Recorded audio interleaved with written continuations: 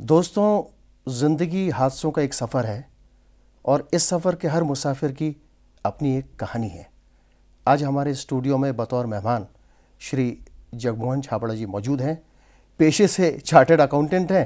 तो आइए उनकी ज़िंदगी के हादसों का अब हम हिसाब किताब लेते हैं। तो लीजिए जगमोहन छाबड़ा जी। जगमोहन छाबड़ा जी, ये तो भैया कहना चाहूँगा कि TLM media centre, the leprosy mission media centre की ओर से मैं आपका हार्दिक अभिनंदन करता हूँ, हार्दिक स्वागत करता हूँ। ये तो बात समझ में आती है कि आप बेसिकली पंजाबी हैं, क्योंकि जो छाबड़ा सरनेम है वो पंजाबी कम्युनिटी में ही पाया जाता है। तो ये तो सही है, लेकिन हम ये भी चीज़ जानने के लिए उत्सुक हैं कि बेसिकली आपकी जो परवरिश है वो किस शहर में और आपका किस शहर से नाता है। निर्मल भाई, मैं आपका बहुत धन्यवाद करता हूँ और आपके ज़रिए आपकी संस्था का और ख़ास तौर पे भाई विक्टर का, जिन्होंने हमें यहाँ आमंत्रित किया और मौका दिया कि मैं अपनी गवाही आप तक पहुँचा सकूँ और आपके ज़रिए, आपके माध्यम से बहुत लोगों तक बता सकूँ कि ज़िंदगी में प्रभु ने मेरी ज़िंदगी में क्या बहार लाई, मैं कहाँ था और कहाँ पहुँचा दिया। आगे जैसे जैसे मेरी इंटरव्यू चलती है, बट संक्षिप्त में मैं ये कहना चाहूँगा कि मैं धरती पे, मुझे प्रभु ने एक स्वर्ग दे दिया। मैं धरती पे नरक में था और मुझे प्रभु ने धरती पे स्वर्ग दे दिया। अरे वाह। आगे जैसे जाते हैं उसके बारे में बताएंगे, but in answer to your question, या मैं पंजाबी परिवार से मेरा संबंध है। जी हाँ। और हम लोग मेरे फोर फादर्स तो पाकिस्तान से माइग्रेट हुए थे। अच्छा। लेकिन मेरी परवरिश जो है पूरी दिल्ली में हुई। अच्छा। मैं दिल्ली में ही पढ़ा और दिल्ली से ही मेरा नाता है। अच्छा। और आप सही रूप से कह सकते हैं कि मैं एक दिल्ली वाला हूँ। दिल्ली वासी हैं आप। दिल्ली वासी हूँ। अच्छा जी। तो जगमोहन जी, थोड़ा सा हमें ये भी बताइए कि ऐसा कौन सा आपकी ज़िंदगी में हादसा हुआ जिसने आपकी ज़िंदगी को इतना मोड़ दे दिया और आप इतना आज जो बदलाव महसूस कर रहे हैं वो बहुत ही बेहतर है। थोड़ा बता सकते हैं? भाई, मैं संक्षिप्त में, मेरी गवाही तो बहुत लंबी है, बट मैं कोशिश करूँगा कि उसको छोटा करने की। जी। और प्रभु साथ देंगे। जैसे आपने कहा कि प्रोफेशनली मैं चार्टर्ड अकाउंटेंट हूँ जी, बल्कि मैं कहूँगा कि मैं चार्टर्ड अकाउंटेंट था, आज एक प्रभु का दास हूँ। अच्छा। तो मैं जब क्वालिफाई मैंने किया 1973 में। अच्छा। उसके बाद मैंने 5 साल दिल्ली में काम किया, क्रॉम्पटन ग्रीज में रीजनल अकाउंटेंट था मैं। उसके बाद मेरी ट्रांसफ़र हो गई बॉम्बे, और मैं बॉम्बे, मुझे शहर पसंद नहीं था। अच्छा, वो तो फिल्मों की दुनिया है। बस उसी से मैं दूर रहना चाहता था। अच्छा। तो उसके बाद इत्तेफाक से middle east was on a take off at that time 78 में। तो मैंने कोई जॉब्स 2-3 निकली, मैंने अप्लाई किया और मुझे एक MNC में वहाँ पर फाइनेंस मैनेजर की नौकरी मिल गई मिडल ईस्ट में। बजाय बॉम्बे जाने के मैं रियाद चला गया। अच्छा। तो वहाँ जब हम गए तो वहाँ पर हिंदुस्तानी फैमिली स्टेटस वाले लोग बहुत कम थे और पाकिस्तानी ज़्यादा थे। तो हमारा आदान प्रदान जो ज़्यादा था वो पाकिस्तानी के साथ था। और वो बहुत अच्छे लोग हैं। हाँ। हमें कोई उसके लिए, हमें बल्कि हर्ष है कि हमारा उनसे संबंध हुआ जी। लेकिन वहाँ पर हमारा एक मित्र बन गया जो दिल्ली का ही था, मतलब उसकी वाइफ दिल्ली की थी और वो पंजाबी था। हाँ जी। वो MBA है और आज वो भी प्रभु में है। उसका नाम है जवाहरलाल सेठी। अच्छा जी। तो हमारा उनसे बहुत आदान प्रदान हो गया, रोज़ मिलना, एक ही जगह के थे, एक ही बैकग्राउंड के थे और हम तबीयत थे और एक ही उम्र के थे। हाँ जी। हाँ। तो उनमें हमने एक चीज़ नोट की कि उनको जब भी कोई समस्या होती है तो वो अपनी बहन को इंडिया में फ़ोन करते हैं। अच्छा। और उनके कोई गुरु हैं वहाँ पर, हैदराबाद से 130 किलोमीटर की दूरी पे एक जगह है वाडी। अच्छा। तो वो गुरुओं के पास जाती है और उनसे आंसर लेके आती है, और जो आंसर इनको देती है उनकी ज़िंदगी में वो उसको इम्प्लीमेंट करते हैं और वो पूरा हो जाता है। अच्छा। तो पहले तो हमने कुछ देर तक नोट किया भाई ये होता है, किसी गुरुओं का चक्कर होगा। जी हाँ जी। पर जब उसकी चीज़ें होने लगी तो हमें उसने आकर्षित किया, भाई ये जो आदमी है इसके पास तो एक लिविंग कंप्यूटर है जो उसको फीड करता है और आंसर आ जाता है और वो सब जो भी समस्याएं हैं उसका समाधान हो जाता है। तो फिर हमने उनसे जानने की कोशिश की भी कौन है और कैसे उनसे परिचय हुआ। अच्छा जी। तो पता ये लगा कि इनके फादर जो थे वो वहाँ पर एक सीमेंट प्लांट है उसके जनरल मैनेजर थे। एक जगह वाडी है और वहाँ पर एक वो छोटी सी जगह है, एक गांव की तरह वो जगह है। वहाँ पर एक फ़कीर हुआ करते थे। हाँ जी। जिनके पास बहुत मैजिकल पावर्स थी। अच्छा। और वो अलबत्ता ये भी उनके शिष्य बन गए थे, और जब भी उनके पास जाते थे तो वो शक्ल देख के इनके बता देते थे कि इनकी पास्ट हिस्ट्री क्या है और आगे क्या होने वाला है। अमेजिंग।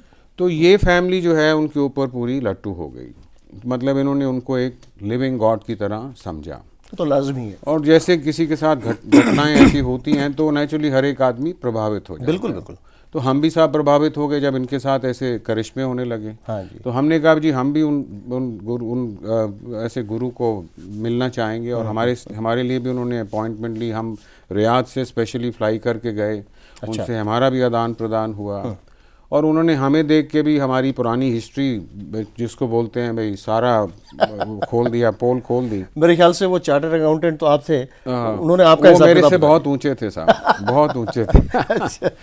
और उन्होंने हिसाब किताब पूरा ही कर दिया जी। और पुराना हिसाब किताब नहीं करा, आगे का जो हिसाब किताब था उसका भी उन्होंने दृश्य दिखा दिया। अरे वाह। और कुछ समय के बाद वो घटनाएं होने लगी। तो आप समझिए कि भाई जिस आदमी के साथ घटनाएं होनी शुरू हो जाएं तो उसका जो फेथ है वो बहुत तब्दीली ले लेता है। बिल्कुल बिल्कुल। और वैसे ही मैं बहुत धार्मिक आदमी था। मेरे घर में मैं बहुत उपवास वगैरह भी करता था। मेरी फैमिली में सबसे ज़्यादा शायद धार्मिक मैं ही था। अच्छा।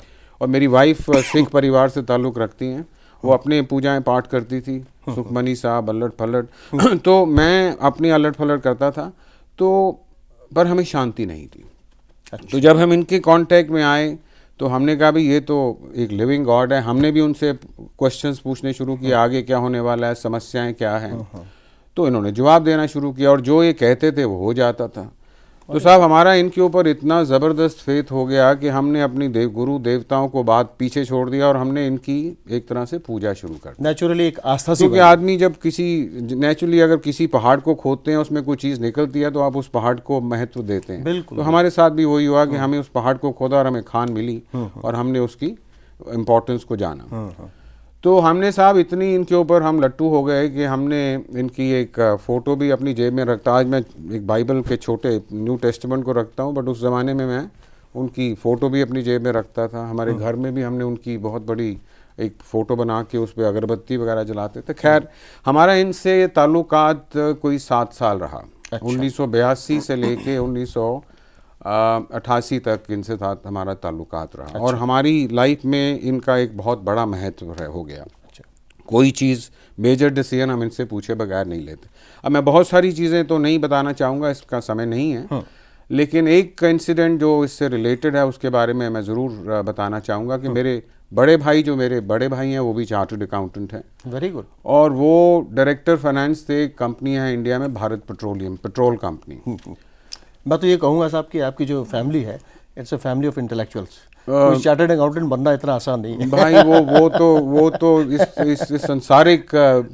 संसारिक रूप है, बट जो प्रभु की जब देन आती है तो भाई ये सब चीज़ें उसके सामने एक तरह से खट्टी हो जाती हैं, तुच्छ मानी जाती है। तो फिर उनका जब रिटायर हुए तो उन्होंने कहा भाई मैंने तो अपने बच्चों की शादी करनी है, तो मुझे अभी जी नौकरी चाहिए और मेरे लिए आप सऊदी अरेबिया में कोई नौकरी का बंदोबस्त करें। और मेरे भाई जो थे वो पेट्रोलियम सेक्टर के एक स्पेशलिस्ट थे जी।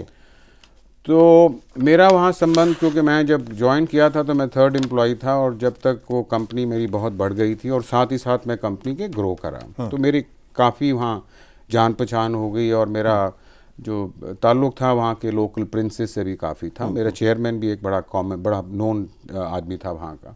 तो मैंने उनको अपने भाई के बारे में जिक्र किया। उन्होंने कहा कोई प्रॉब्लम नहीं, आप उनका CV दीजिए। और मैं एक वहाँ कंपनी है पेट्रोमिन, जो सबसे बड़ी पेट्रोल कंपनी है, उसके चेयरमैन से उन्होंने बात की और मेरे भाई को भी सिलेक्शन मिल गया जी।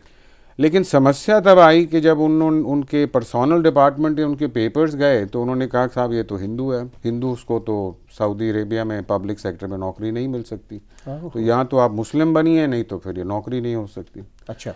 तो अब मैं अपने भाई को ऑलरेडी क्लियरेंस दे बैठा था कि भाई आपको नौकरी मिल गई है और आप पैकिंग शुरू कर दीजिए। तो ये समस्या बाद में आई। तो मैं आपको इसलिए इस घटना का जिक्र कर रहा हूँ कि फिर हमारे पास एक लिविंग गॉड था। मैं बता रहा हूँ ना कि वो फिर हमने कहा भाई ये तो बड़ी समस्या ऐसी आ गई, तो हमने प्रॉब्लम जो है अपने गुरुजी से पेश करी जी जी। हमारे गुरुजी बहुत ज़्यादा पढ़े लिखे तो नहीं थे, लेकिन उन्होंने साहब मुझे एक चार्ट बना के दिया और उन्होंने कहा कि मैं अपने डिप्टी चेयरमैन से बात करूं, वो उस आदमी से बात करे और वो आदमी इससे बात करे, तो ये समस्या भी ख़त्म हो जाएगी। तो जो उन्होंने रूट प्लान हमें बना के दिया था, अच्छा, हमने उसके अधीन वो उसको प्रैक्टिस में डाला और मेरे भाई का जो वो संकट बीच में था, जो बैरियर था, वो भी ख़त्म हो गया। अच्छा, और मेरे भाई को वहाँ नौकरी मिल गई।